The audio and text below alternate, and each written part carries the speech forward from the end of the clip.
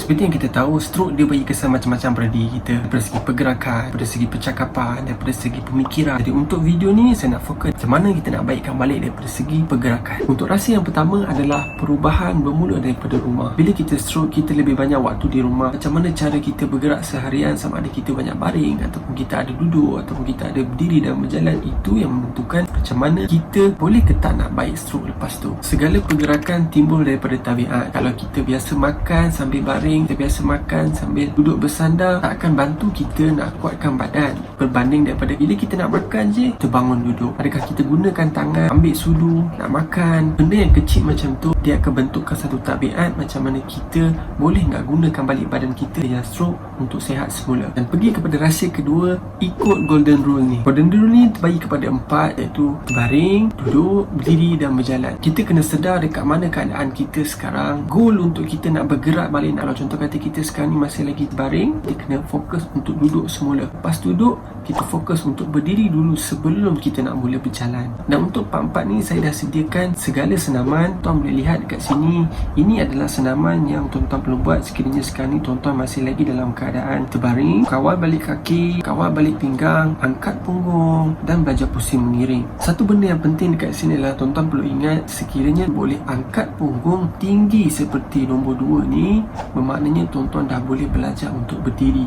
Sebab bila berdiri, kita perlukan kekuatan yang banyak dekat punggung. Dan juga tuan-tuan dan puan boleh mula belajar duduk tanpa sandar. Sebab duduk bersandar dengan duduk atas wheelchair adalah benda yang sama. Tapi sekiranya masih lagi tak boleh kawal badan, masih lagi belum lagi boleh duduk tanpa bersandar, tak perlu lagi berlatih untuk nak belajar berdiri. Dan untuk daripada duduk pun nak berdiri, tu boleh belajar duduk. Tekan tongkat ataupun tekan wheelchair untuk bangkit berdiri. Kita tolong siapa-siapa yang ada dekat rumah untuk belajar berdiri. Kini tuan-tuan dan puan dah boleh buat benda tu, kita nak belajar kawal badan kita waktu berdiri. Ini adalah penting untuk persiapan kita nak belajar berjalan semula. Kita nak berdiri, kita faham kita kena berdiri lebih daripada 10 saat, kemudian pergi kepada 1 minit, 3 minit, 5 minit, 10 minit dan selama yang tuan-tuan dan puan mahukan. Sikit demi sedikit. Jangan terus nak buat 10 minit tapi tak mampu. Kalau kita target terlampau tinggi, kita tak sampai, kita sendiri akan rasa lemah semangat. Kawal badan tanpa rasa jatuh, tanpa rasa takut, itu adalah persiapan yang bagus sebelum tuan-tuan dan puan belajar nak melangkah.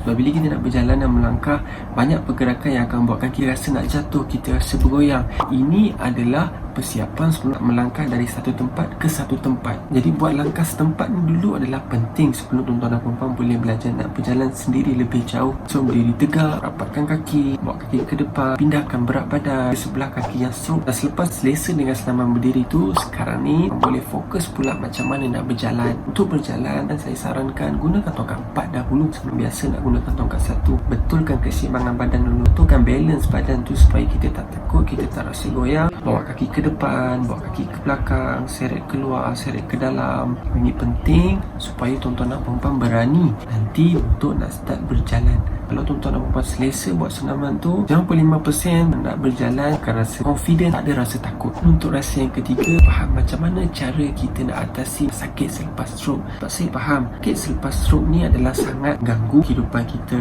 Jadi, kena faham yang sakit ni takkan hilang 100%. Orang yang ada masalah stroke akan rasa lebih kuat sakitnya. Cekang kaki, cekang tangan, cekang bahu lebih kuat daripada yang tak ada masalah stroke. Kalau sakit ini, kita atasi dia dengan betul, dengan cara kita gerakkan dia balik, banyak tekan dia, gunakan dia akan berkurangan dan kita boleh ajar untuk hidup dengan dia. Takkan boleh kita nak tunggu bila rasa sakit tu tak ada baru kita boleh nak buat pergerakan dan sebagainya. Sesuaikan diri dengan rasa sakit tu untuk kita nak bergerak. Dan rasa yang keempat, mentaliti kita kena betul. Jadi kita nak baik daripada stroke, dia memerlukan usaha untuk nak bergerak balik. Kenapa kita buat, sebab apa kita buat dan kenapa kita perlu buat. Itu yang akan menggerakkan kita nak baik balik daripada stroke. Kalau kita tak latih balik pergerakan yang hilang tu, kan boleh pergerakan tu datang sendiri. Yang penting kita kena kuat semangat. Kita boleh lihat perubahan tu sikit demi sedikit. Untuk rasa yang kelima adalah persekitaran. Persekitaran ni adalah penting. Kalau tuan-tuan dan puan nak baik balik, kena faham macam mana nak bergerak dalam rumah. Kita kena tengok daripada segi kawasan rumah tu, daripada katil kita nak ke tandas berapa jauh, ada tak halangan-halangan yang mungkin ada bendul turun daripada ruang tamu tu nak pergi ke tandas, bendul nak ke langkah ke bawah, so itu mungkin menyusahkan. Kita kena belajar sesuaikan diri dengan persekitaran dalam rumah. Mungkinan kedudukan katil tu mungkin boleh dekat dengan tandas. Kalau kita kita perlukan belajar nak urus diri sendiri,